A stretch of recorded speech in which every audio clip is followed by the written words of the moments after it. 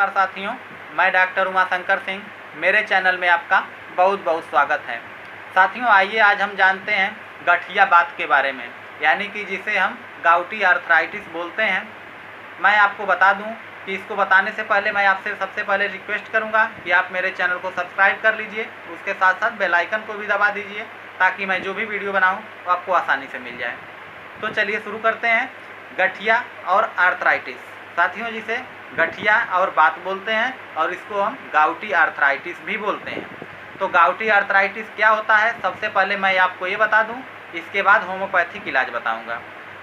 तो जो गठिया बात होता है यानी कि जो गाउटी आर्थराइटिस होता है, जो हमारे घुटने होते हैं, पैर के जो जॉइंट्स होते हैं उसमें सूजन आ जाती है, उसके वजह से गठिया बात की शुरुआत हो जाती है। तो कहते हैं कि ये ज़्यादातर लोग, वो बुजुर्ग जो लोग होते हैं उन्हीं लोगों को ज़्यादा प्रभावित करता है, लेकिन ये किसी को भी प्रभावित कर सकता है। गठिया बात कुछ नौजवान लोगों को भी प्रभावित करता है और कुछ बच्चों को भी प्रभाव में ले लेता है। तो गठिया बात कहें तो केवल बुजुर्गों की बीमारी नहीं है, किसी को भी हो सकता है, लेकिन मैक्सिमम बुजुर्गों को ही होता है, यानी कि बुजुर्ग लोगों में ही मैक्सिमम देखा जाता है, क्योंकि उनके जॉइंट्स और मांसपेशियां कमज़ोर होने लगते हैं, उसके वजह से उनको ज़्यादा प्रभावित करता है।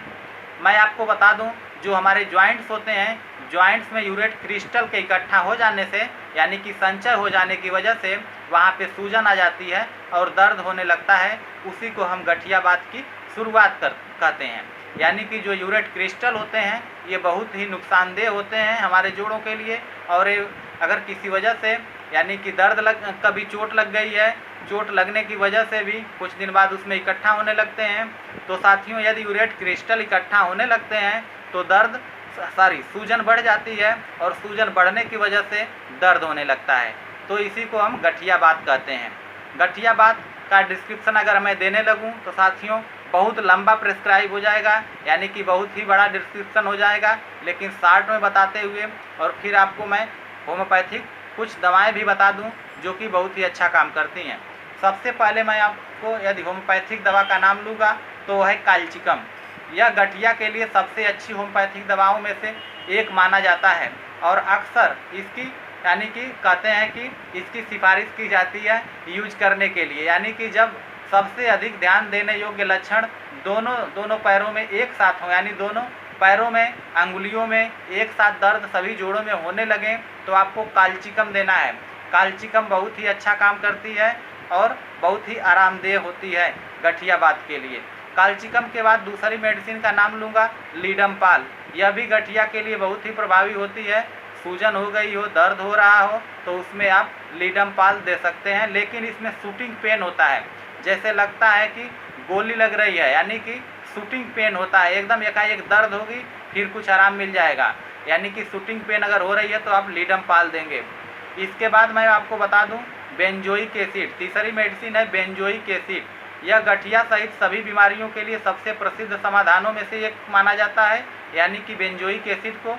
यह विशेष रूप से कहें तो जब यूरिक एसिड बढ़ जाती है साथियों, जब हमारे शरीर में, यानी कि जब भी हम जांच कराते हैं तो यूरिक एसिड यदि बढ़ा हुआ मिलता है तो आपको बेंजोइक एसिड यूज करना है, जो कि बहुत ही अच्छी काम करती है। यानी कि उसके साथ साथ मैं आपको बता दूं, यदि यूरिक एसिड बढ़ा हुआ होता है तो मूत्र भी भूरे रंग का होता है, तो उससे आप खुद समझ लीजिए कि यानी कि जो यूरिक एसिड है वो बढ़ चुका है। इसकी वजह से आपके जो जोड़ों में दर्द होने लगता है तो उस समय आप बेंजोइक एसिड देंगे तो उससे बहुत अच्छा लाभ मिलता है। उसके बाद मैं एंटिम क्रूड की बात कर लूँ। एंटिम क्रूड भी यह दवा आमतौर पर निर्धारित की जाती है जब गठिया रोगी कहता है भूख को प्रभावित करता है, यानी कि जब भूख नहीं लगती है, गठिया बात हो जाता है, बुखार रहता है, तो साथियों एंट्रीम क्रूड बहुत ही यूज होती है, यानी कि यूज करना होता है। यानी कि अंगुलियों के साथ साथ ऊंची एड़ी के जूते दर्द भी यानी पैदा करते हैं। दवा के साथ साथ मैं आपको बता दूं, कहते हैं कि उंगलियों के साथ साथ ऊंची एड़ी के जूते में दर्द भी इस तरह के साथ ठीक हो जा सकता है, जैसे ऊंची एड़ी का जो लोग जूते पहनते हैं और दर्द होता है तो उसमें भी अगर आप एंटी क्रूड यूज करते हैं तो बहुत अच्छा काम करती है। उसके बाद आती है सबाइना।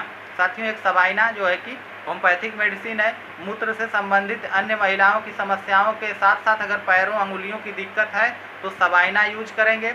और शूटिंग दर्द हो और जूती जैसे लोग महिलाएं जूती पहनती हैं ऊंची एड़ी की, अगर उसमें भी दर्द हो तो आपको सबाइना देना है, यानी कि सबाइना देंगे तो बहुत अच्छा काम करेगी। उसके बाद मैं आपको बात कर लूँ रस्टाक्स की। रस्टाक्स भी बहुत अच्छा काम करती है, लेकिन रस्टाक्स को आपको 30 CH में सुबह दोपहर शाम तीनों टाइम यूज करना है। लेकिन इसका लक्षण देखना बहुत ज़रूरी है, क्योंकि जब पेशेंट यानी कि जब भी मरीज सुबह को उठता है तो जब उठता है तो उस टाइम दर्द बहुत ज़्यादा रहता है, और जैसे ही वो चलना फिरना शुरू करता है तो दर्द धीरे धीरे कम होता जाता है, या फिर कहें तो पेन इन रिलीफ यानी कि रिलीफ होता जाता है, उसके दर्द में आराम मिलता जाता है। तो साथियों उस टाइम मैं आपको बता दूं रस्टाक्स यूज करना है। उसके बाद ब्रायोनिया की बात कर लेते हैं। ब्रायोनिया मेडिसिन भी बहुत अच्छी काम करती है। ब्रायोनिया मेडिसिन का सिम्टम लेकिन है अगर आप चलते फिरते हैं तो आपका दर्द बढ़ता जाता है, यानी कि आपको चलने फिरने से दर्द बढ़ जाता है, कम नहीं होता है। यदि चलने फिरने से दर्द कम होता है तो रस्टाक्स देना है, लेकिन अगर चलने फिरने से दर्द और बढ़ता ही जाता है तो आपको ब्रायोनिया देना है, यानी कि दोनों के अलग अलग सिम्टम हो गए। तो साथियों इस तरह से सिम्टम को देखते हुए होम्योपैथिक दवा यूज करना है। लेकिन मैं इसके साथ साथ दो और एक सिरप और एक कैप्सूल बता दे रहा हूं जो कि बहुत अच्छा काम करता है। आप इसको यूज ले सकते हैं, लेकिन इससे जो है कि आपको आराम मिल सकता है, क्योंकि ये प्योर इलाज नहीं देता है, ये केवल आराम दे देगा। और तब तक जब तक होम्योपैथिक मेडिसिन कवर करेगी आपको कुछ आराम मिल जाएगा, फिर ये दवाएँ कुछ दिन बाद बंद हो जाएंगी।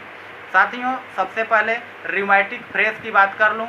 रियूमेटिक फ्रेश कैप्सूल फार्म में आता है, इस टाइम 115 रुपया MRP है इसकी, और ये जो है कि रात में सिर्फ एक गोली खाना होता है। आप रोज़ाना रात में एक गोली खाएंगे और ये बहुत अच्छा काम करता है। इसके लिए मैं आपको बता दूं कि ये दर्द में काफ़ी रिलीफ दे देगा।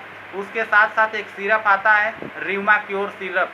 साथियों रियुमा क्योर सिरप जो होता है कि ये भी आपको सुबह एक ढक्कन यानी कि 5 ml से 10 ml लेना है, यानी कि 5 से 10 ml आप लीजिए, बहुत ही अच्छा रिस्पांस आता है। तो इसको आप यूज करेंगे सुबह सुबह, और उसके साथ साथ आपको जो रियूमेटिक फ्रेश कैप्सूल है उसको रात में यूज करना है, तो बहुत अच्छा आराम मिलता है। लेकिन चलते चलते मैं आपसे रिक्वेस्ट करूंगा कि आप मेरे चैनल को सब्सक्राइब कर लीजिए। लेकिन उसके साथ साथ यदि आप होम्योपैथिक दवा लेना चाहते हैं तो बगैर डॉक्टर की सलाह के और बगैर डॉक्टर के मिले, साथियों बगैर पूरी होल हिस्ट्री बताए हुए, जब आप होल हिस्ट्री यानी पूरी हिस्ट्री बताएंगे डॉक्टर से तभी आपको प्रेस्क्राइब मेडिसिन होगी, यानी कि जो आपकी सिमिलिया सिमिलबस क्यूरेटर का जो नियम फॉलो होता है होम्योपैथी में तभी फॉलो हो पाएगा, यानी कि तभी आपको सही दवा मिल पाएगी। क्योंकि इसमें ज़्यादा सब कुछ देखना होता है, थर्मल थर्स्ट हर चीज़ देखना होता है। इस वजह से मैं आपसे यही कहूँगा कि आप डॉक्टर से सलाह से डॉक्टर से मिलने के बाद ये दवा यूज करेंगे, अपने मन से कोई दवा यूज नहीं करेंगे। लेकिन आप उसके साथ साथ कुछ बर्ताव भी रखेंगे, जैसे कि आपको ठंडी चीज़ें नहीं खाना है, जैसे कि चावल दही फ्रीज वाली चीज़ें ये सब नहीं लेना है, तो आपको कुछ आराम रहेगा। तो साथियों चलते चलते मैं आपसे बता दूं कि इसके लिए यानी कि गठिया के लिए जो है कि ये दवाएं बहुत ज़रूरी हैं, आप इसको यूज करेंगे, लेकिन इसके साथ साथ आप अपने डॉक्टर से अवश्य सलाह लेंगे। तो साथियों अगली वीडियो में फिर हम मिलेंगे, तब तक के लिए जय हिंद, धन्यवाद साथियों।